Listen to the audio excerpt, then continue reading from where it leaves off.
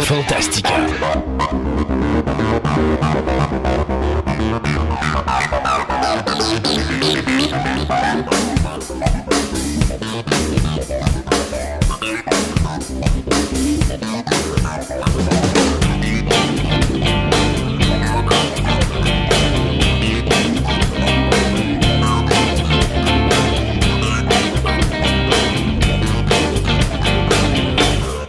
Bienvenue à vous tous à cette version abrégée de l'émission intitulée Fantastica.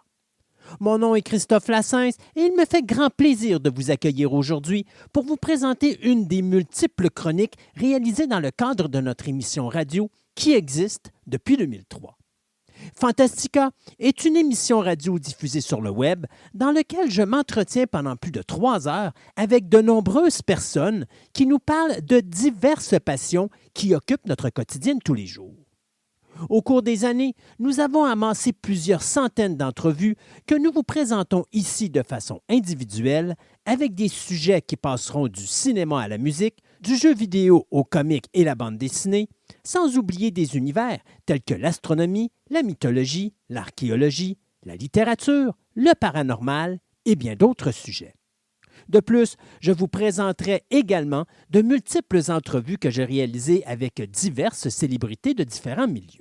Durant mon expérience à Choix Radio X, qui a quand même duré près de 7 ans, j'ai eu la chance d'aborder plusieurs sujets au niveau du monde du cinéma avec Yannick Marceau. Bien sûr, un de ces sujets fut l'univers du stop motion, dont je vous présente ici l'entrevue que j'ai réalisée avec lui. C'est une entrevue qui remonte en août 2018, quelque chose que j'avais fait dans les studios de Choix Radio X à l'antenne de l'émission Marceau le soir. Arrête de rire de moi. Non, jamais. Faut arrêter de rire de moi. Jamais. T'as le droit de rire de moi, je ris de toi, certain. Ouais. J'ai pas une mémoire... J'ai une mémoire sélective, mais j'ai pas une grosse mémoire. Tu sais, parmi les gens qui ont de grosses mémoires, André Arthur a une mémoire titanesque. Ouais. Puis je peux même mettre Christian Page dans la même catégorie là, pour ce qui est de la mémoire qu'André Arthur. Assurément. C'est des gens qui, même en n'étant pas préparés à parler d'un sujet, vont te parler de choses extrêmement précises avec des dates, avec, tu sais, c'est presque impossible aujourd'hui. Puis moi, j'ai pas eu à travailler ma mémoire nécessairement, mais nos grands-parents, eux autres, c'était du travail de mémoire constamment. Puis nous, on n'a jamais appris à faire ça. Peut-être que c'est la raison pour laquelle on n'en a pas autant que les gens qui sont des autres générations. Mais j'ai une mémoire très sélective, par exemple. Si tu me dis d'aller chercher un pain au dépanneur, m'a l'oublié, m'a revu au dépanneur, c'est qu'elle pourquoi me je dit, suis là, hein? Pourquoi? Mais des moments précis dans ma vie, là, je peux te dire avec exactitude, là, les chiffres, les couleurs que j'ai vues, tout ça. Je pense qu'on est... Si on pouvait choisir. J'ai Christophe Lassens aussi. Christophe Lassens qui a une mémoire phénoménale aussi, qui est devant moi. C'est une chance d'avoir ça. Salut Christophe. Ça va? Ben oui, ça va bien. Il a attendu le bon moment. Attendu. T'es fort. Ta mémoire, toi? Oui, je la travaille. Tu travailles? Je la travaille. C'est ce qu'ils disent. Il faut toujours travailler ça. Faut que tu travailles ta mémoire. Je me rappelle quand on avait parlé de ça à l'époque, tu me disais, t'as une bonne mémoire, puis je te disais, ouais. Quand j'ai recommencé à faire de la radio, ma mémoire était vraiment ordinaire et je l'ai fait volontairement de recommencer à faire de la radio pour justement réactiver les neurones. OK. Il y a des fois, il me manque encore des bouts, mais c'est pas si pire. On est plusieurs comme ça. Ouais, ben, il y a l'âge qui se mêle un petit peu à ça, veut pas. Ouais, mais tu dis qu'il y a l'âge. André Arthur, 74 ans. Ouais. Puis il y a une mémoire encore mais il a incroyable. jamais cessé de l'entretenir. Ça doit être ça. Voilà. Ouais. C'est ça. Et tu sais, c'est comme un muscle à un moment donné. Hein. Un muscle, tu vas travailler. Je prends, mettons un exemple. Je vais arriver avec un lutteur. Le lutteur va faire de l'exercice à tous les jours. Il va 2 fois par jour au gym, puis il s'entraîne. La journée qu'il arrête de s'entraîner, après même pas 2-3 mois, tu vas le regarder, puis tu le reconnaîtras plus. Il est rendu gros comme un bâton. Il a tout perdu sa musculation. Et puis de recommencer, c'est difficile, c'est pénible. Il va pas retrouver nécessairement la même forme qu'il avait. Donc, le cerveau, c'est un petit peu la même chose. Ah, mais quand je vois du monde qui font des mots croisés, là, des cruciverbistes, là, je me dis, il faudrait que je commence à faire ça. C'est un bon départ. Christophe Lassens, c'était notre expert en film, puis je parlais avec Raphaël tout à l'heure, juste avant la pause, du James Bond 25. Oh, il y a Daniel, du sable. Il y a Daniel, du sable dans l'engrenage. Qu'est-ce qui se passe? Daniel. Ah, tu fais ça déjà sur la faute à Daniel? Daniel Craig, écoutez, quand le gars dit après Spectre, je me coupe les veines avant de reprendre le rôle de James Bond, ça commence pas mal. On peut pas le blâmer d'être un petit peu tanné parce que être un acteur qui embarque dans le rôle de James Bond, c'est excessivement exigeant pour la carrière de quelqu'un. Techniquement, il n'a pas le droit de refaire rien d'autre. S'il fait de quoi, c'est des petits rôles, mais il faut pas que ça nuise à l'image qu'il va donner au personnage de James Bond. C'est-à-dire, excusez-moi l'expression, mais il peut pas faire le plus beau salopard qu'il y a dans un film comme étant le plus cruel, puis faire des affaires vraiment ignobles. Parce que quand les gens vont écouter James Bond, ils vont se rappeler de son visage, puis ils vont dire, finalement, je l'aime pas cet acteur-là, j'irai pas voir le film. Donc, il y a une pression en arrière de ça. C'est pas pour rien qu'il y a juste 3 acteurs, 4 avec Daniel Craig, qui ont réussi à tenir le coup sur une longue période. On parle de Sean Connery, on parle de Roger Moore, on parle de Pierce Brosnan, et bien sûr, Daniel Craig. Fait que quand Daniel dit, moi, je vais me couper les veines de mes poignets avant de reprendre un rôle de James Bond, ben, on savait que c'était pas mal la fin. Puis finalement, ce qui est arrivé, c'est que là, t'as MGM qui, depuis le décès de United Artists, avait pris la relève pour distribuer tous les films de James Bond. Et là, ça va être la première fois que ce sera pas MGM parce que c'est Paramount qui a ramassé les droits de distribution. Mm-hmm. Et quand Paramount ont vu que Daniel ne reviendrait pas, ils ont dit non, on va prendre un petit camion à glace puis on va amener 25 millions de dollars devant sa porte. Plus, on va dire, t'as le droit de créatif sur le choix des comédiens qui vont être dans le film, sur l'histoire, puis t'as ton mot à dire finalement. Et puis en plus, t'as une cote sur les profits du film. Finalement, on donne de l'or. On donne tout dans le camion de glace qui est juste en avant de ta maison. Fait que Daniel, aimant la glace, il a dit, OK, je vais y retourner une autre fois. Fait que de voir que Danny Boyle, qui est le réalisateur de 28 Days, arrivait sur cette production-là, tu te dis, wow, OK, c'est pas du petit calibre de réalisateur, ça va être encore du gros calibre de mise en scène qu'on va avoir pour le prochain James Bond. On se dit, OK, c'est beau. Et tout de suite, dès que Danny Boyle dit, OK, j'amène mon équipe. Et oui, d'accord, je veux chercher tel type de comédien pour faire le film. Daniel dit tout de suite, moi, ça fait pas mon affaire. Et il y a une autre chose qui commence à sortir.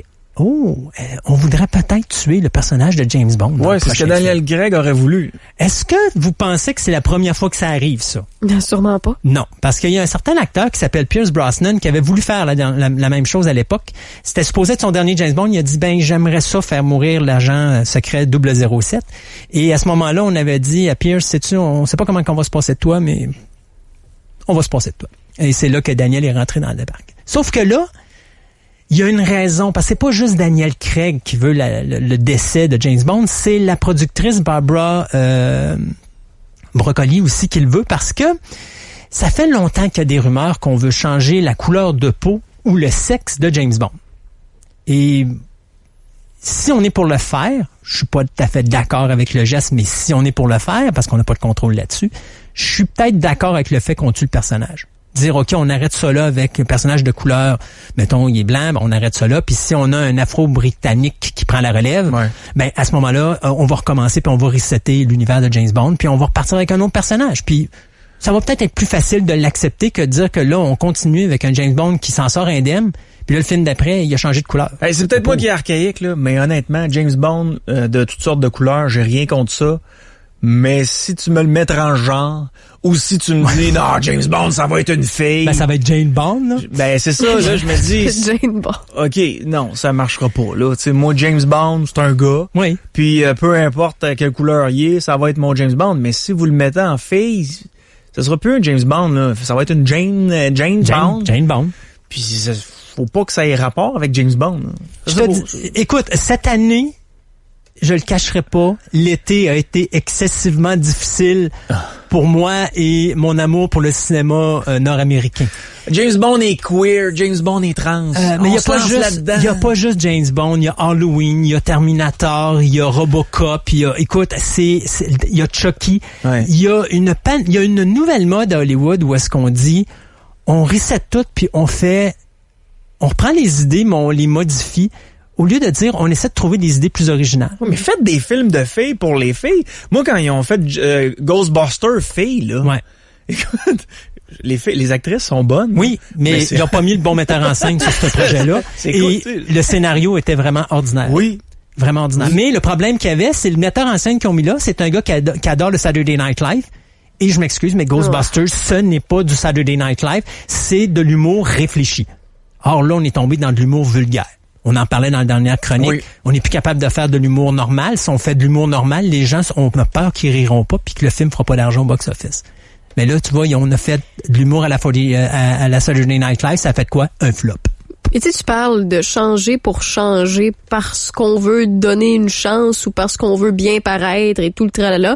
Mais c'est pas juste au cinéma, c'est dans les bandes dessinées, c'est dans les produits. Écoute, c'est dans... je te donne un exemple. Buffy the Vampire Slayer. Il y a une raison pourquoi Buffy est blonde. Joss Whedon a créé Buffy juste pour dire que on va enlever le créneau de dire que les blondes sont nounounes. Elle commence nounoune, elle est confrontée à des vampires et au surnaturel, elle devient probablement un des moules féminins les plus impressionnants du 20e siècle pour les femmes. C'est une combattante, c'est une femme qui va au combat, qui est prête à tout sacrifier. Mais c'était pas ça au début. C'était une nounoune blonde, puis elle était cheerleader, puis si elle se cassait un ongle, mon Dieu Seigneur, oui, non, c'est ça. Mais c'était le but. Et d'ailleurs, tout le long des 7 saisons de Buffy the Vampire Slayer, tout ce que t'as, c'est des jokes de blonde. Mais c'était pour casser le moule. Là, on va reprendre Buffy, puis on va la mettre de race afro-américaine. Le problème que j'ai avec ça, c'est parce que le concept de base de Buffy est plus là. Donc, pourquoi vous appelez pas ça tout simplement The Vampire Slayer? Changez le nom de Buffy, mettez Buffy au début pour faire une continuité, puis faites un autre personnage. Ben oui. Pourquoi reprendre le nom de Buffy, puis le changer?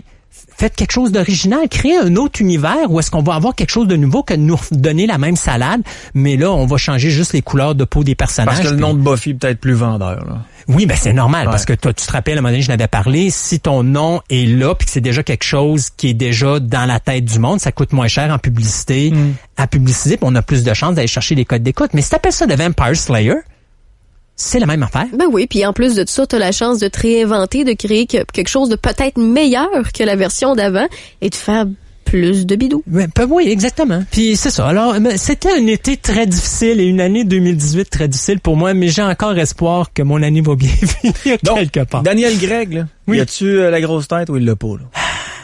Je pense que Daniel Craig a un poste présentement. C'est son dernier James Bond. C'est certain qu'il ne reviendra pas pour un autre.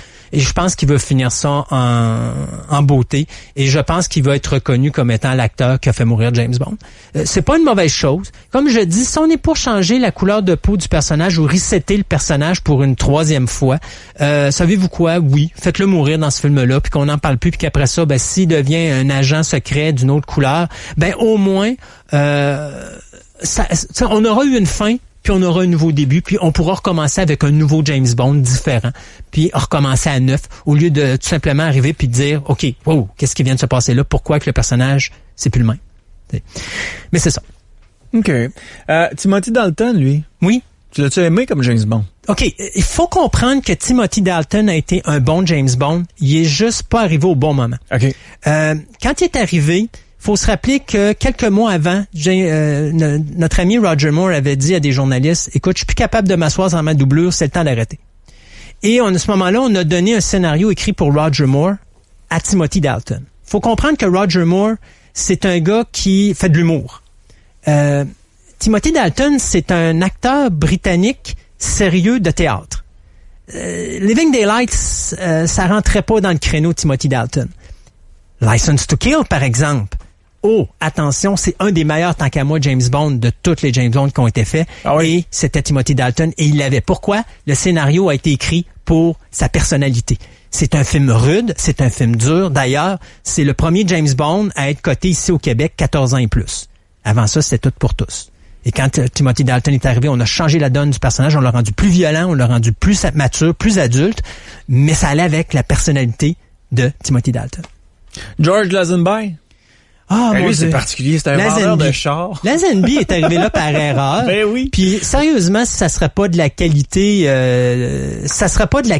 du film, l'acteur était un gros zéro. D'ailleurs, j'étais bien content qu'à la dernière seconde, alors qu'il avait été signé pour un prochain film, que Connery ait dit, finalement, je vais faire Diamonds Are Forever, parce que vraiment... Mais Christophe, le gars, c'est un vendeur de char. Ah, oui. Lui, il est devenu mannequin par la bande. Puis là, il a appris qu'on cherchait un remplaçant à James Bond. Il s'est présenté, il a pris des cours de diction, puis il a réussi à avoir le rôle. Il faut que tu lui donnes ça quand même. Ah oui, puis tu sais, il a quand même fait une bonne job.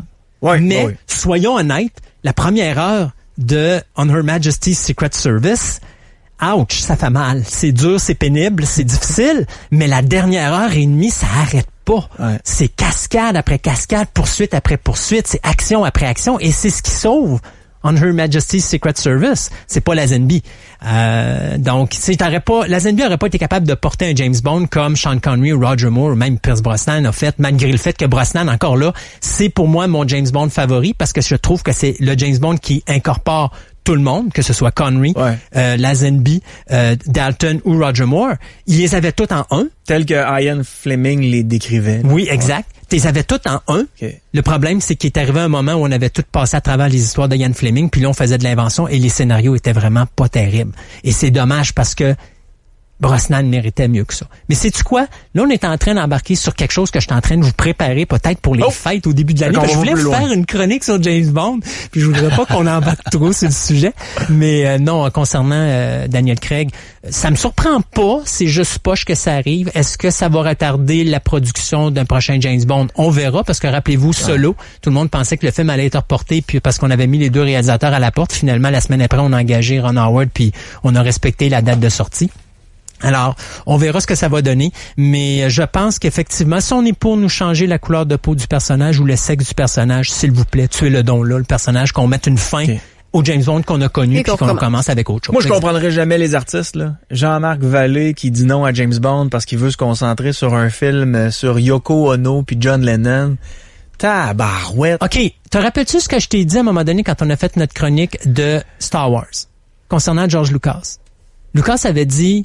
Quand t'es rendu à te faire dire que t'es une mauvaise personne parce que t'as détruit l'univers du monde, c'est temps d'arrêter. Okay. D'aller sur une franchise comme James Bond, c'est énormément de pression. C'est énormément de demandes et d'exigences, que ce soit au niveau des producteurs, que ce soit au niveau du revenu que ça doit rapporter au box-office, que ce soit également au niveau des fans. Alors, moi, ça me surprend pas. C'est pas n'importe qui va accepter d'aller là. Puis surtout de faire ça, puis de prendre un rôle comme ça. Et là, maintenant, d'être le réalisateur qui va tuer James Bond. Parce que ça, le monde va s'en rappeler toute leur vie. Et les fans qui vont être en Moses après ce gars-là, ils vont être en Moses après ce gars-là jusqu'à la fin de sa carrière. Fait que le gars qui va aller prendre ce rôle-là présentement, là, il faut qu'il ait les reins solides. Fait que c'est pas tout le monde qui va décider de faire ça. Fait que tu comprends la décision de Jean-Marc Vallée. Ça me surprend pas. Okay. Ça me surprend pas. J'ai hâte de voir qui va dire oui. Là, c'est les millions qui seraient rentrés dans son compte en banque. Oui, mais ça sert à quoi si ta carrière après ça? Oui, c'est pas fini, mais si t'es associé à quelque chose qui est négatif, ça peut te nuire après ça. C'est vrai. Fait que tu sais, c'est des décisions pas faciles à prendre. C'est sûr que t'as le choix entre l'argent puis ta réputation. Puis t'as des réalisateurs aussi qui décident d'aller dans une décision, tu sais, dans une direction artistique, puis ils veulent pas être reconnus nécessairement pour des grosses productions hollywoodiennes commerciales, mais pour des films d'auteur parce qu'ils veulent garder un nom qui fait que quand tu parles de ce gars-là, automatiquement t'associes ça à ce type de film. Non, mais Yannick, il fait ce qu'il aime. Voilà. Mais le talent, ça va pas nécessairement avec l'argent. Non, exactement. Ouais. C'est au même titre que quand on a proposé... Il y a juste des artistes qui pensent à moi. Tu sais, quand on a proposé à Denis Villeneuve de faire le James Bond 25, lui, il a dit, je suis désolé, mais je suis sur Dune. C'est vrai, oui. Ben, je suis désolé, mais entre aller sur Dune puis James Bond, je pense que t'as plus de chances d'avoir une meilleure réception sur James Bond que sur Dune, parce que Dune, il y a bien des chances que tu te pètes la marboulette, mais tu sais, c'est un choix artistique, donc le metteur en scène, c'est sa carrière. Ce soir, on parle de stop motion. On parle de stop motion. Qu'est-ce que le stop motion ou ce qu'on appelle animation en volume? Mais s'il vous plaît, vous me pardonnerez si je décide de parler de stop motion, parce que si je parle d'animation en volume, m'a passé mon temps à revenir sur mes notes parce que je veux toujours vouloir savoir c'est quoi encore le terme en français. Pour donner un exemple de qu'est-ce que le stop motion pour que les gens comprennent bien, c'est quoi? J'ai amené en studio avec moi probablement la plus belle création qui a été faite dans le domaine du stop animation. Raphaël. Du stop motion.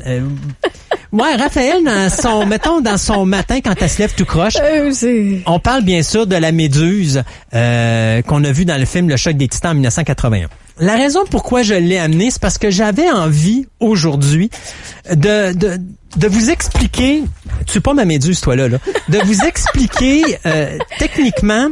On va créer un film de stop motion aujourd'hui et en réalité, la demande qui nous a été faite, c'est de prendre Yannick puis de le faire danser, c'est la danse des canards, mais en animation stop motion. Okay. Alors, qu'est-ce que le stop motion? Ben, c'est un petit peu comme le dessin animé.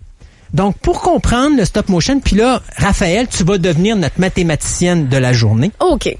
Faut comprendre qu'à l'époque, quand on faisait du stop motion, il faut penser à tout. Donc, votre personnage, donc Yannick, par le fait même, il faut le faire en pâte à modeler. Oui. Donc, on fait un personnage avec une armature en métal ou en bois qui est recouvert de caoutchouc, de pâte à modeler, de façon à ce qu'on puisse le reconnaître. Dans le temps que le film est en noir et blanc, c'était de la pâte à modeler, mais par la suite, puis un petit peu de caoutchouc, mais par la suite, lorsque on est revenu dans la couleur, là, il a fallu changer un petit peu le concept. À partir de là, vous vous dites, bon, là, on a déjà des producteurs une coupure de budget parce que ça coûte trop cher faire danser la danse du canard à Yannick. Donc, tout ce qu'on veut, c'est on voudrait juste que Yannick se lève de sa chaise derrière son micro puis qu'il fasse un bye-bye au monde. Ça a l'air pas si compliqué que ça. À date, non. OK, c'est une scène qui va peut-être durer 3 secondes. Oui. Alors, Yannick se lève. Pour qu'il se lève, d'abord, pour commencer, la première chose que vous devez voir, c'est quoi tous les gestes qu'il va commettre. Donc, ses doigts vont bouger d'une certaine façon, ses épaules vont bouger d'une certaine façon, son corps va bouger d'une certaine façon, son dos va bouger d'une certaine façon. À partir de là, vous vous dites ceci. Chaque image doit, la pièce qu'on a faite de Yannick, donc le modèle en résine ou en pâte à modeler, doit être bougé de 1 mm par seconde. Dans chaque seconde, il y a 24 images en film, il y en a 30 en vidéo. Si on calcule que notre film fait 3 minutes, on calcule combien de photographies qu'on doit faire. Donc, si c'est 24 images par seconde. Ouais, 24. Donc, tu as 3 minutes, c'est 180 secondes. Attends un petit peu, ma calculatrice. 3 fois 6 fait 180. Je commence déjà à regretter ma non, je suis une mauvaise. T'es pas obligé de calculer, je suis là. Parfait. Bon, prends lui. Alors, si tu as 180 secondes à 24 images secondes, le total va te donner... Vas-y. Ben là, moi, je suis pas mathématicien. J'ai demandé une mathématicienne pour calculer. Bon, commence. On est rendu, OK, 180. 180 secondes. T'as 24 images secondes. Oui. Ça te donne combien d'images? Fois 24, ça fait 4320. Il faut prendre 4320 photos du personnage en mouvement. Et à chaque image qui bouge, donc tes 4300, doit bouger 1 mm à chaque fois. Donc, vous ne pouvez pas juste bouger le personnage qui lève. Vous allez dire, wow, ça marche pas. Non, il faut bouger 1 mm à chaque fois. Donc, les doigts, chacun des doigts, donc vous avez 10 doigts à bouger, la main doit bouger, le poignet doit bouger, les épaules doivent bouger, la tête doit bouger, le dos doit bouger, le ventre doit bouger, tout doit bouger. Je rajoute une complexité à la chose. Yannick, tes cheveux, ce sont les serpents de notre méduse.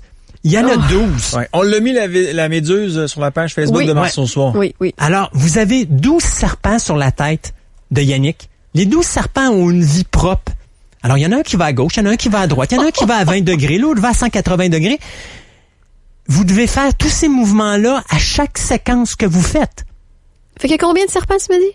Il y en a 12. 12, fait que c'est 12 fois 4320? Mais juste pour ça, parce que t'as le corps aussi. Juste pour la tête. Juste pour les cheveux. Juste pour les cheveux, c'est 51 840. OK. Puis t'as pas l'expression faciale. T'as pas le bougement. OK. Bon. Le téléphone sonne. T'es rendu à 1 minute sur ton 3. Le téléphone sonne. Tu viens de passer 1 heure au téléphone, tu reviens. T'es rendu où sur ta production? Bonne question. OK. Alors, vous venez de comprendre c'est quoi le stop animation. Puis je comprends que quand je vais vous parler du stop animation, vous allez dire hey, les effets spéciaux là, c'est vraiment ordinaire, c'est quétaine, ça a pas de bon sens, ça a de l'air de pâte à modeler, ça a de l'air quand il bouge, ça a pas de l'air réaliste et tout ça. C'est sûr qu'aujourd'hui à l'informatique, puis je fais souvent le gag à des gens que je connais qui font des effets spéciaux à la maison en informatique, je leur dis écoute, toi c'est simple, t'es assis sur ta chaise, t'as ta canette de coke d'un bar, t'as ton sac de chips de l'autre bord, puis à part tes neurones qui fonctionnent, la seule chose que tu dois te concentrer, c'est t'assurer que le taux de graisse que tu as A parce que tu bouges pas sur ta chaise. Il est bien balancé pour que ta chaise passe pas de gauche à droite. À l'époque, le gars qui fait la stop animation, c'est un travail de moine. Si sa caméra est à 70 pieds plus loin, parce que il doit filmer la gorgogne ou encore Yannick d'une certaine grosseur, parce qu'à la fin de la séquence, on voit un Yannick normal arriver par-dessus le Yannick qui est à veille qui fait des babayes, là. C'est parce qu'il faut qu'il soit filmé, mettons, à 70 pieds de loin. Ben, le gars, il faut qu'il marche 70 pieds pour aller calculer sa lumière, revenir après, bouger ses affaires, repartir 70 pieds plus loin, refaire encore la même affaire, revenir, et de même ça pendant toute une journée. Et s'il fait ça parce que dites-vous que pour un 3 minutes, on calcule entre 7 et 10 semaines, à 5 jours semaine, le gars a un bon cardio. Peux-tu vous le dire? Là-dessus, j'ai pas parlé de l'éclairage, parce qu'il faut qu'il calcule son éclairage. Ouais. S'il y a une ombre, il faut qu'il calcule son ombre. Puis son éclairage, il faut qu'il s'assure, parce que Ray Harryhausen, ça c'est un individu que je vais vous parler tout à l'heure, quand il fait son éclairage, si, mettons, la lumière baisse, son éclairage est différent, il est obligé de recommencer sa séquence. Et dites-vous que lui, il n'y a pas de cassette, il n'y a pas de caméra vidéo, lui, là. Lui, il filme. Fait que s'il filme pendant 7 semaines sa séquence, puis qu'il regarde sa shot, puis que c'est manqué, il faut qu'il recommence. Il peut pas couper. Il peut pas. Tu coupes où? Pire que ça. Ben, sur l'éclairage qui est raté. Mais tu fais comment? Faut que tu recommences ta méduse, parce que ta méduse, tu le prends en photo. Ah, c'est ça. Est-ce qu'on peut appeler le stop motion l'autoflagellation du film? Je pourrais te dire que dans l'univers du stop motion, il y a 2 personnes qu'il faut se rappeler. OK. Le premier, c'est William O'Brien. Qui est William O'Brien? Ben, c'est un homme qui, en 1925, nous a donné le premier film de stop animation au cinéma. Et ça s'appelait The Lost World, Le Monde Perdu. Ou en noir et blanc, avec un petit monsieur qui jouait du piano parce que le film était muet à cette époque-là. Oui, tu sais, Yannick, les bons films muets, noir et blanc, tout ça. Mais lui, c'était un Nord-Américain. Il y avait le gars qui jouait du piano en avant. Et les gens, pour la première fois de leur vie, voyaient des dinosaures animés sur le grand écran. OK, ouais. Pire que ça, Willis O'Brien a fait quelque chose d'incroyable. Il a rajouté des acteurs à travers. Mon Dieu, comment est-ce qu'on fait ça? Je comprends la révolution du stop motion. C'est que tu pouvais amener des créatures qui ne pouvaient pas être faites via la technologie, qui n'existait pas. T'avais pas d'ordinateur à cette époque-là, et puis les dinosaures n'existaient pas à cette époque-là. Malgré que je te dirais qu'en 1925, les gens qui étaient assis dans la salle de cinéma puis qui ont vu The Lost World ont dit, mon Dieu, le caméraman est parti sur une île où il y avait des vrais dinosaures et ils ont vraiment filmé des vrais dinosaures. Ben, c'est clair. C'est clair. Ouais. Et après 1925, bien, il y a eu la crise économique aux États-Unis qui a fait que notre ami O'Brien a eu beaucoup de difficultés et il a réussi à se trouver une petite job chez RKO Pictures pour faire des documentaires, dont un qui s'appelait Création. Et après 20 minutes de stock shot, il y a un gars qui s'appelle Marion C. Cooper qui a été rentré dans la compagnie pour dire, écoute, il faut que tu trouves comment sauver la compagnie parce que RKO est sur le bord de la faillite. Et à un moment donné, il tombe sur ce projet-là de création qui coûte 120 000 $. Fait que pour 1930, c'est énormément d'argent. On parle de millions là aujourd'hui. Là, il a comme fait, ben écoute, on va canceller. On va arrêter le projet. Sauf que il a vu ça puis il a dit, minute, moi je veux faire un film de gorille et puis ça, c'est ce qui va me coûter le moins cher à produire. Let's go. Et ça nous a donné King Kong en 1933. Le Big Daddy of them all. Le film qui a changé et révolutionné le stop motion. Est-ce que c'est le King Kong qui est beaucoup trop gros par rapport à un certain plan? J'y vais de mémoire. Là, il me semble qu'il y a un plan d'un certain King Kong qui, lorsqu'il est sur la tour, il est reculé à m'emmener, puis la grosseur ne... Ça peut effectivement arriver. Faut donner le fait que c'est en 1933. Ouais. Écoute, il y a des choses qui ont été créées dans ce film-là parce que contrairement à The Lost World où tu voyais, mettons, les gens qui étaient dans le bas de l'écran, mais tu voyais que le contour, c'était du décor, puis qu'en arrière-plan, c'était tout simplement projeter toutes les images de stop motion qu'on avait filmées. Donc, tu sais, là, dans King Kong, c'était pas ça. Dans King Kong, c'était Kong interagit avec du réel et du non réel. Donc, à un moment donné, quand il rentre dans la ville, à un moment donné, t'as les gens qui courent en avant de lui, puis lui, il sort d'en arrière d'un building. Il y a tellement de choses, c'est tellement complexe d'expliquer comment la technologie a été faite à ce moment-là, mais c'était quelque chose qui n'avait jamais été fait. À un point tel que même, on voulait donner un Oscar à O'Brien dans ce film-là, puis O'Brien a dit, si mes puppeteers, les gens qui ont créé les moules, ont leur Oscar aussi avec moi, j'accepte. Et là, on a dit, ben non, c'est toi ou c'est personne d'autre. Alors, il n'y a pas eu d'Oscar pour ce film-là, mais n'empêche que King Kong est un monument incroyable.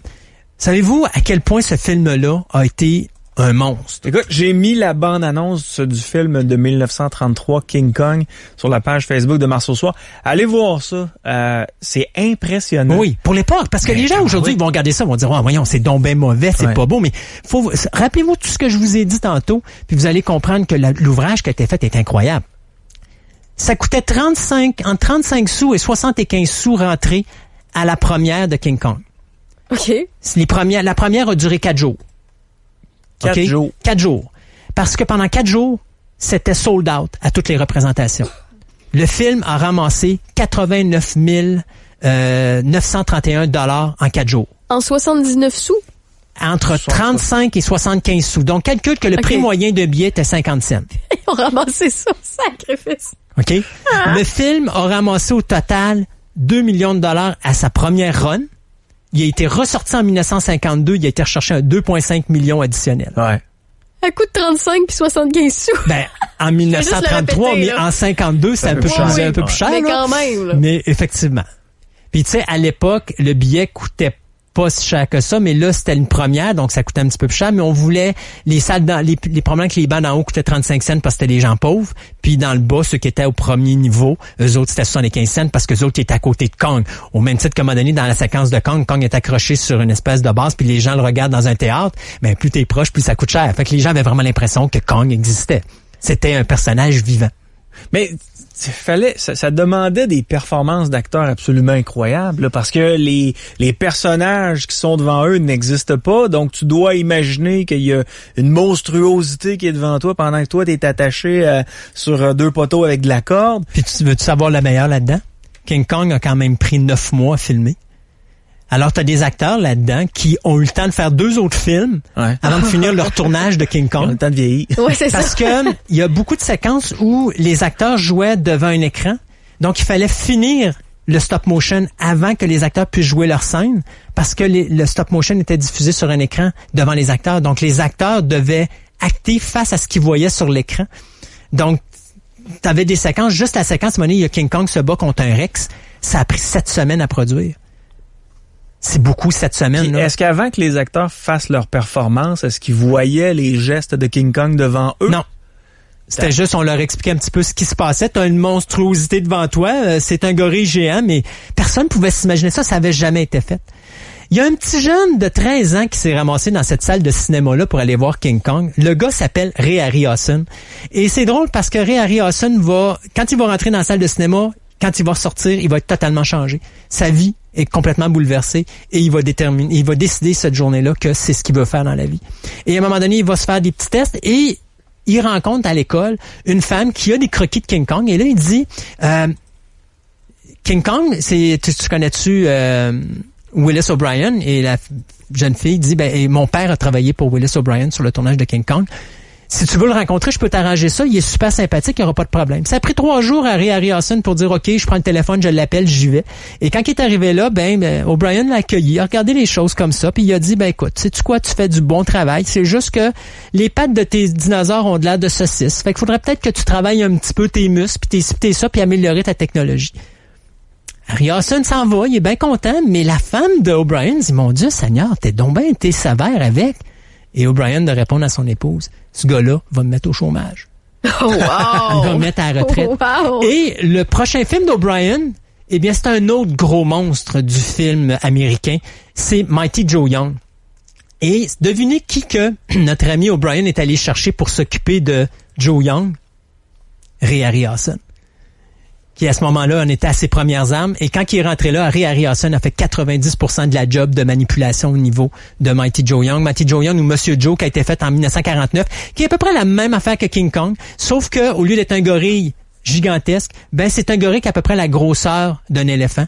Et c'est une jeune fille qui est découverte en Afrique et qu'on a découvert qu'elle a été élevée avec Mighty Joe. Et Mighty Joe, il tripe sur la jeune fille, donc c'est comme sa meilleure amie. Alors, il va la protéger à n'importe quel coup.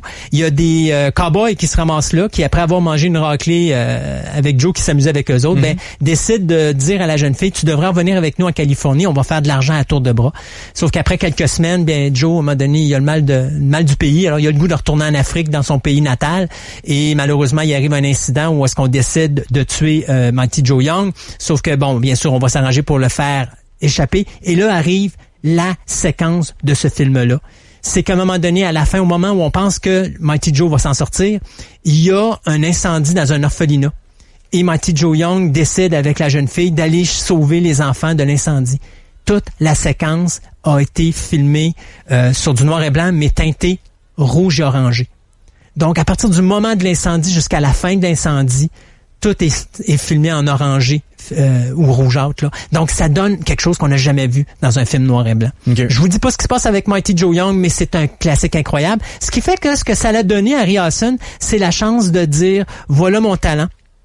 Et là-dessus, Willis finit sa carrière avec Mighty Joe Young en gagnant l'Oscar des meilleurs effets visuels.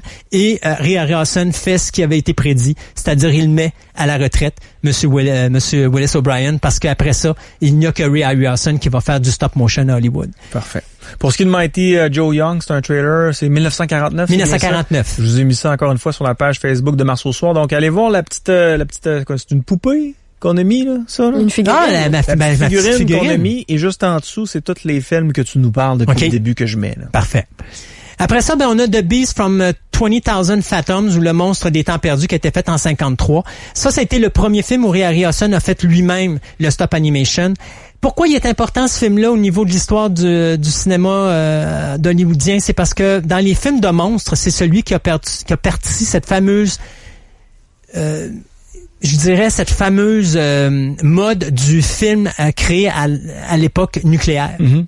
Donc Godzilla est inspiré de ça. Them, que je vous ai parlé dans la dernière chronique, ça a été créé à partir de ça. Tous les films qui sont venus après de créatures qui ont été grossies à travers des choses nucléaires ou qui ont été réveillées à cause d'expériences nucléaires, ça vient de ce film-là. Et Ray Harryhausen va faire ses débuts avec ce film-là et d'ailleurs va pousser la technologie beaucoup plus loin du stop motion parce que là, pour la première fois, on a une interaction physique entre le stop motion et l'acteur. Parce qu'avant, ce qu'on avait, c'était, oui, on voyait que l'acteur tirait sur une corde, puis que, mettons, Mighty Joe Young tirait sur sa corde, puis à un moment donné, Mighty Joe Young se mettait devant l'acteur, puis là, il levait le personnage en stop motion, puis il le pitchait dans l'eau. Là, on a un policier qui tire sur la créature, et la créature va le croquer jusqu'à la mi-taille, et va partir avec le policier. Tu vois le policier qui lève dans les airs en levant les pattes. Ça avait été jamais fait encore. Et Ray Harryhausen a développé ça. Et donc, à ce moment-là, ce que ça fait, c'est qu'il y a un producteur qui s'appelle Charles H. Schneer qui va le remarquer et qui va dire, OK, à partir de maintenant, mon homme, je m'occupe de ta carrière. Et c'est une carrière de 25 ans qui va se faire entre les deux hommes, qui va commencer avec un film qui s'appelle It Came From Beneath the Sea, Le monstre vient de la mer en 1955, où est-ce qu'à ce moment-là, on a un certain Ray Harryhausen qui va faire une pieuvre, mais pour sauver des budgets, au lieu de faire 8 tentacules, il en fait 6. Coûte moins cher à produire. Alors, il l'appelle gentiment la Sixtopus. Mais c'est un film qui fait beaucoup d'argent. Après ça, on a Earth vs. The Flying Saucer, où les soucoupes volantes attaquent en 1956, qui, d'après moi, est probablement, à cette époque-là, le meilleur film d'invasion extraterrestre qui a été fait.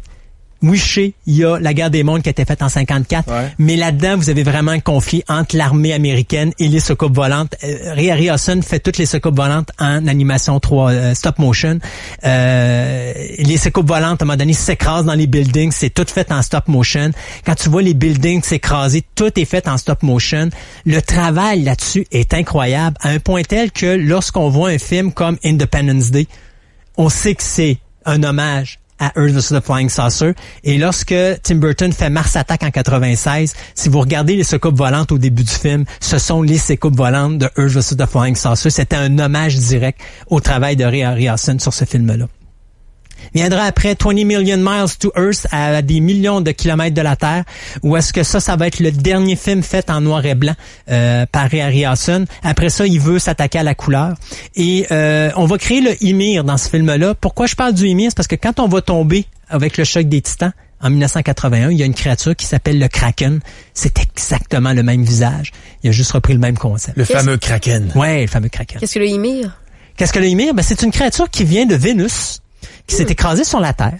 Puis c'est pas plus gros que ça, tu sais, genre peut-être un pouce. Un pouce. Mais à un moment donné, elle grandit, puis malheureusement, ça y tente de manger du soufre. Et ce soufre-là va le faire grandir à une grandeur phénoménale. Et en plus, ben, ce qui aide pas, c'est qu'il se fait attaquer par un chien et par le propriétaire du chien qui lui lance une lance. Donc, à ce moment-là, pour lui, les humains sont des êtres méchants et agressifs. Donc, lui, en grandissant, devient comme une victime, mais il va se défendre. Et malheureusement, la créature qui est supposée terroriser tout le monde, ben, finalement, tu te rends compte que c'est peut-être pas le vilain du film, mais que malheureusement... C'est arrivé de même. Ouais, c'est arrivé comme ça.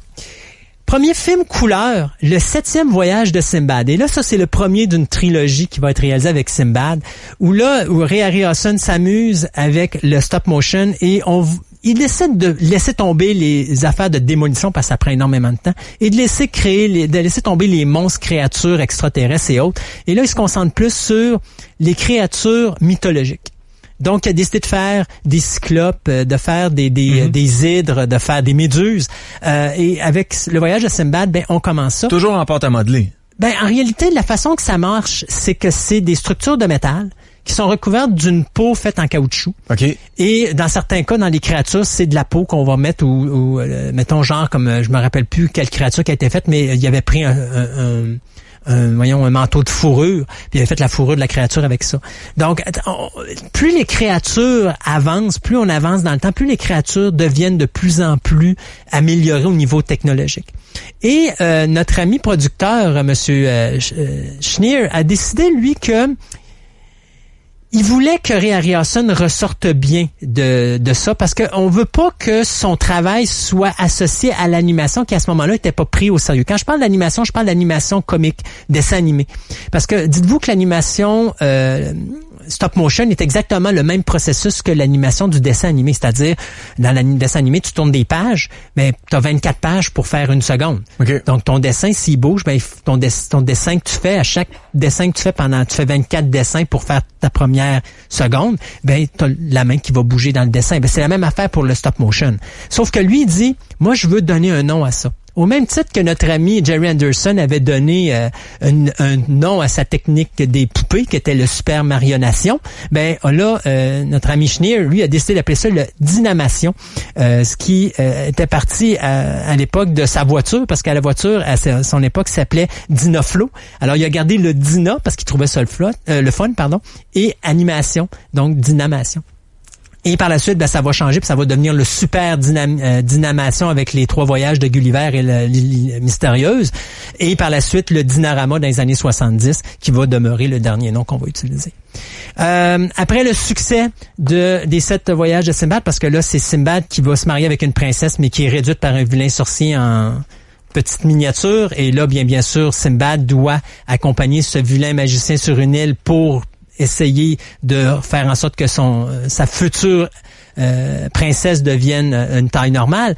On va décider de faire 2 films qui vont s'appeler, comme je disais tantôt, les The Three Worlds of Gulliver, donc les voyages de Gulliver en 1960 et Mysterious Island ou l'île mystérieuse en 61, avant de tomber à probablement ce qui est le top film de cette période-là de Ray Harryhausen, qui est Jason and the Argonauts, ou Jason et les Argonauts en 1963, qui est probablement le top qualité au niveau des films d'animation.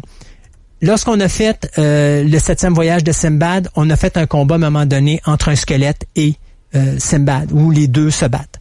Dans Jason and the Argonauts, c'est 7 squelettes qui se battent contre 3 hommes, dont bien sûr Jason qui doit retrouver la toison d'or pour permettre à son royaume de vaincre une espèce de tyran qui a tué son père. Et donc avec ça, bien à un moment donné, t'as cette séquence-là qui dure moins de 3 minutes, qui a pris plus de 4 mois à produire. 3 minutes, 4 mois. 4 mois. Énormément de travail. Mais le problème avec ça c'est un casse-tête de 10 000 morceaux. Ouais, pas à peu près. Plus que ça, c'est un bon 20 000. Et le problème qu'on a avec Jason and the Argonauts et le prochain film qui va être First Man on the Moon, qui est Les premiers hommes dans la Lune en 64, c'est que c'est 2 flops commerciales. Et donc, Columbia Pictures décide de laisser aller Ray Harryhausen et notre ami Schneer.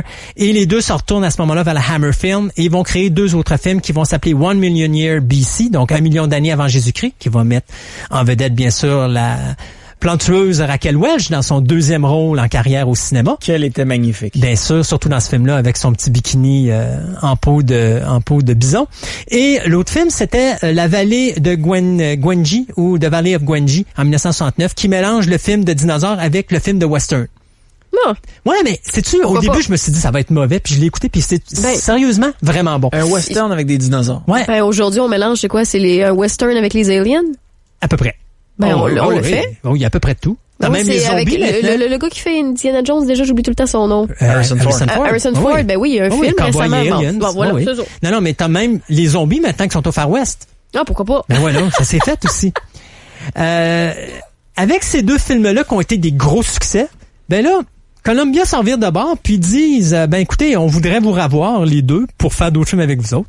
Et on décide de finir la trilogie des Sinbad. Donc en 73, on fait Le Voyage fantastique de Sinbad, donc The Golden Voyage of Sinbad, où est-ce que là, notre ami Sinbad découvre une espèce d'artefact qui, une fois réuni avec les artefacts d'un prince, ou d'un roi plutôt, qui a été défiguré par une attaque d'un vilain sorcier, bien, on découvre que c'est une map qui nous amènerait à une place qui nous permettrait d'avoir de mettre la main sur une espèce de couronne qui va redonner un pouvoir sublime à celui qui va la porter.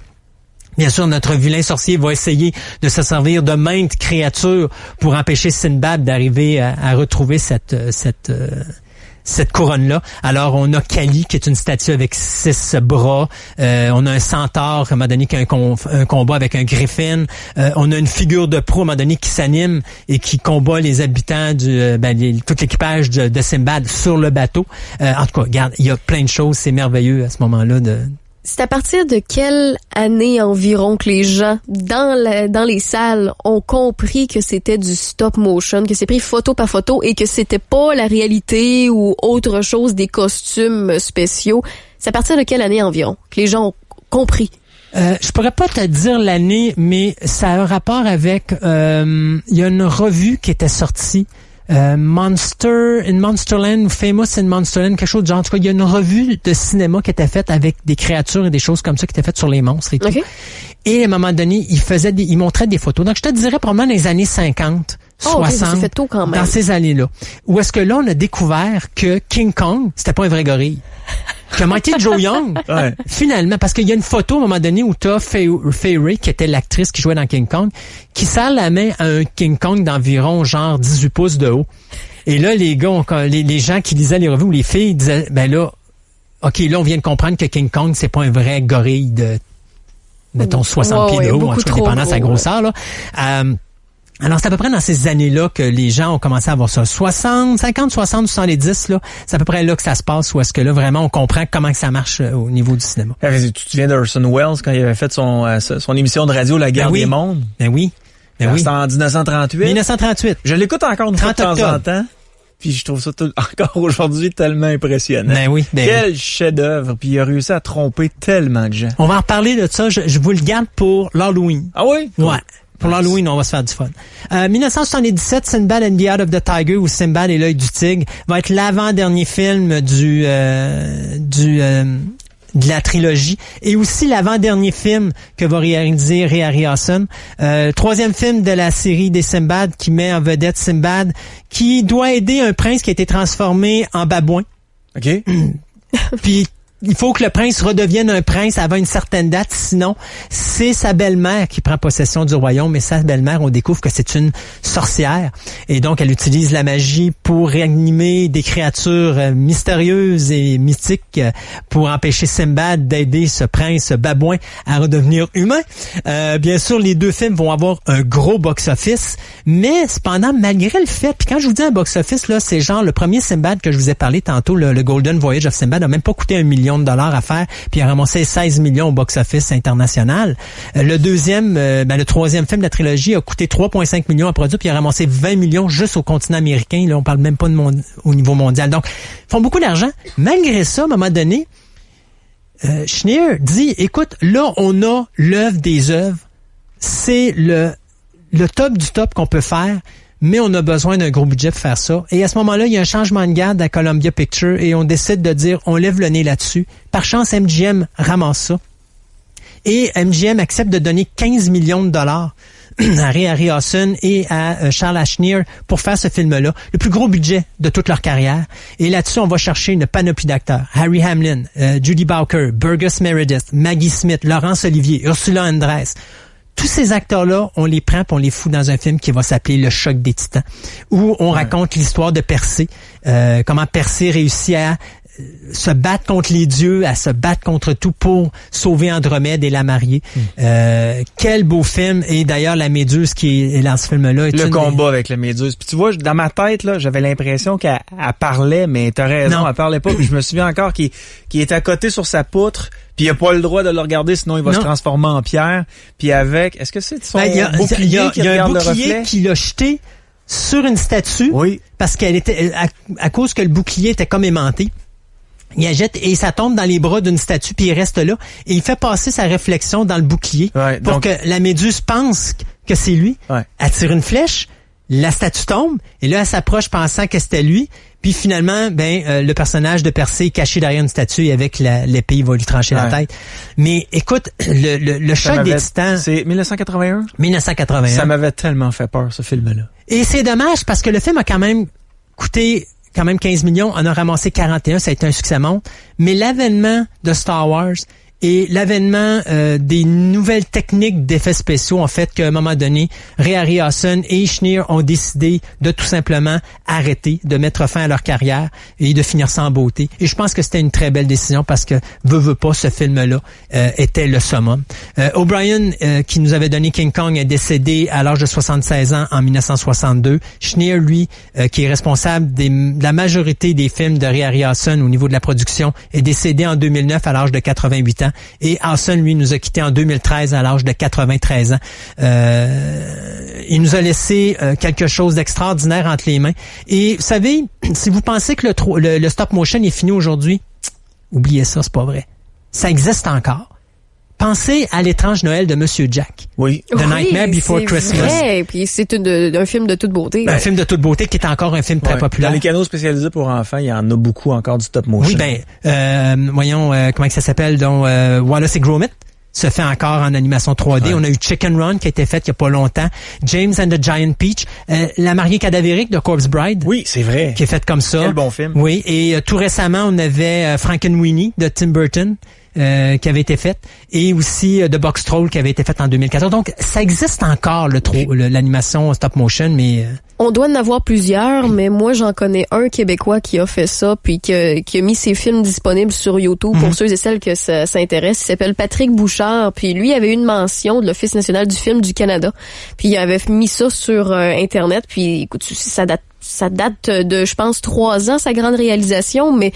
Il a fait ça quand même en 2015. Il en fait encore aujourd'hui des petites réalisations. Puis tu te dis, il prend le temps de pratiquer cet art-là qui est incroyable. Et c'est de toute beauté à voir. Là. Quand tu sais le travail qu'il y a derrière ça, quand tu t'intéresses, quand tu as les petits détails que tu nous as donné de plus ce soir puis qu'on ne sait pas, c'est hâte de voir le travail qu'il y a derrière ça. Oui, puis pire que ça, il y a des gens qui se disent « Wow, mais moi, j'ai jamais vu ces films-là. J'ai jamais vu ça du stop animation ou du stop motion. » Pas vrai. Si vous êtes un fan de Star Wars... Épisode 5, l'Empire contre-attaque, les AT-AT sont faits en stop motion. Ah oui? Épisode 6, mon Dieu, comment il s'appelle donc l'espèce de créature que Luke combat au début du film? Ah, zut, le nom m'échappe. Excusez-moi. Mais en tout cas, cette créature-là qui est dans le palace de Jabba, puis à un moment donné, Jabba ouvre les espèces de crevasses, puis il tombe là, puis c'est leur encor. Leur encor, à un moment donné, il est fait en animation stop motion. Et donc, c'est un art qui est resté là pareil. Il y a beaucoup de gars d'effets spéciaux dans ILM qui font des effets spéciaux par informatique. Ils n'auraient jamais fait d'animation 3D s'ils n'avaient pas eu le stop motion. Parce que ce qui les a fait partir dans le milieu, c'est tous ces films-là, les films fantastiques que sont Sinbad, que sont Le Choc des Titans, que sont Jason and the Argonauts. D'ailleurs, je me rappelle lorsque Ray Harryhausen a eu son Oscar pour sa carrière, parce qu'il n'y a pas eu d'Oscar pour aucun de ses films, Ray Harryhausen. Moi, je pense qu'Hollywood l'a boudé parce qu'il était allé rester en Angleterre au lieu de rester aux États-Unis, puis il a travaillé majoritairement sur le continent européen au lieu de travailler ici aux États-Unis. Et je pense qu'on lui a fait savoir en ne lui donnant pas les Oscars pour ces films-là, mais Ray Harryhausen, veut pas, a eu un Oscar à un moment donné, et c'est Tom Hanks qui, avec Dennis Mellon de la compagnie ILM, qui ont donné l'Oscar, et Tom Hanks est arrivé et a dit, vous savez, on va me dire que Casablanca, c'est le meilleur film, on va me dire que Citizen Kane est le meilleur film. Moi, personnellement, c'est Jason and the Argonauts. Ah ouais, mais Citizen Kane, c'est un chef-d'œuvre aussi, là. Oui, mais tu comprends que pour cette génération-là, pour des enfants de cet âge-là, Jason and the Argonauts ou les films de Sinbad ou même les films comme King Kong, ça l'a fait rire et ça l'a fait rire. Ça l'a fait vivre une expérience incroyable parce que on a cru qu'il y avait autre chose que du drame, que du western, que de la comédie ou que du policier et que la fantasy, il y avait sa place aussi à Hollywood. Ouais. Citizen Kane m'avait fait écouter ça au cégep, j'étais tellement découragé. Ouais, Citizen Kane, mais ça a l'air donc ben plate. Non. J'ai pogné un 2 minutes. Harry Hamlin est toujours en vie. 66 ans aujourd'hui. Oui. Je comprends pas pourquoi il n'a pas eu une grosse carrière au cinéma. Il a été dans plusieurs séries, dans quelques téléfilms aussi, mais même pas 14 films. Non, carrière difficile parce qu'Harry Hamlin c'est un bon acteur, mais c'est aussi un acteur difficile. Mais remarque qu'avoir marié Ursula Andress, je me serais pas concentré sur les films, moi non plus. C'est un fait. La première Bond Girl, et on revient à notre origine. à notre conversation d'origine, c'est oui. C'était pas un bon acteur selon toi? Non, j'ai pas dit que c'était pas un bon acteur. J'ai dit que c'était un acteur très difficile. Okay. D'ailleurs, quand il a fait le film Clash of the Titans, à l'origine, il devait couper la tête de la méduse avec son bouclier. Et il a boudé le réalisateur, il est allé s'enfermer dans sa loge et il a même fait en sorte que les autres gens sur le plateau de tournage y aillent pas sur le plateau de tournage tant et aussi longtemps qu'on dise OK, tu prendras pas le bouclier pour couper la tête de la méduse, tu pourras prendre ton épée pour le faire. 14 films, mais il a fait beaucoup de télévision par exemple. Tu sais, Raph, t'es à Hollywood, pis t'entends un acteur se faire parler de même. Ouais. OK. Ouais. Tu couperas pas la tête de la méduse avec ton bouclier. Tu vas pouvoir la faire avec ton épée. Puis tu vois l'acteur. Oh oui? OK, on va y aller. Moi, c'est l'avant. Non, je fais pas ça.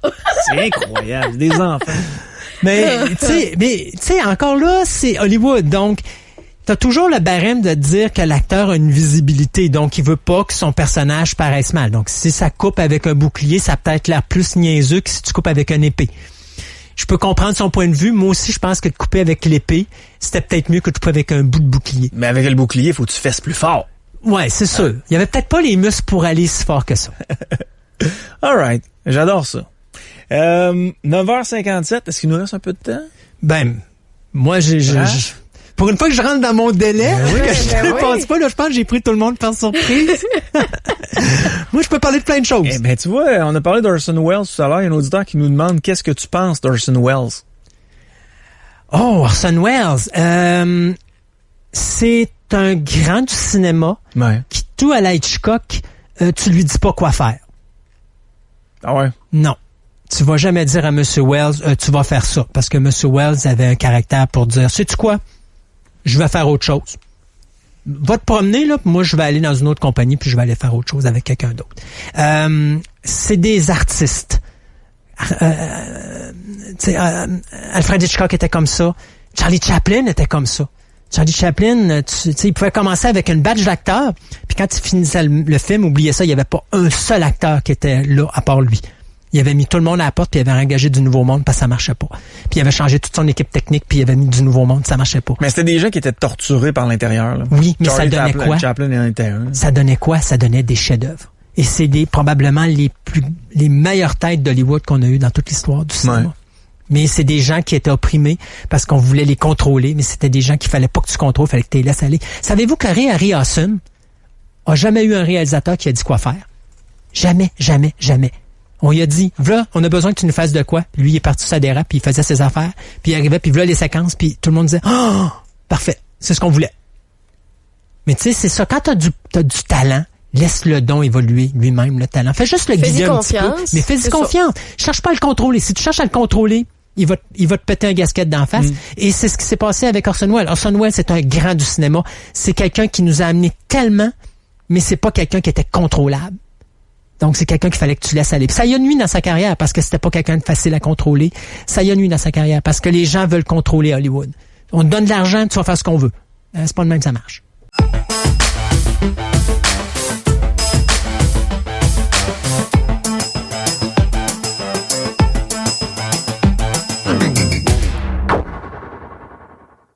C'est déjà tout pour cette émission abrégée de Fantastica.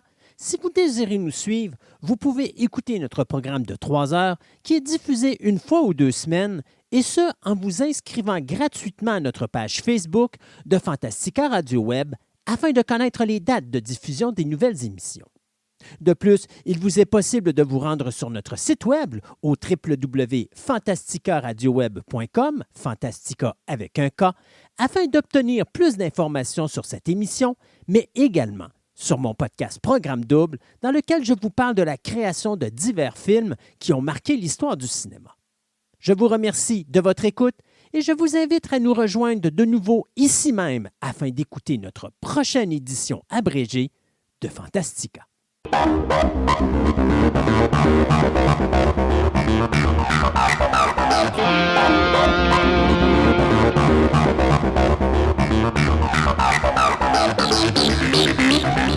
Thank you.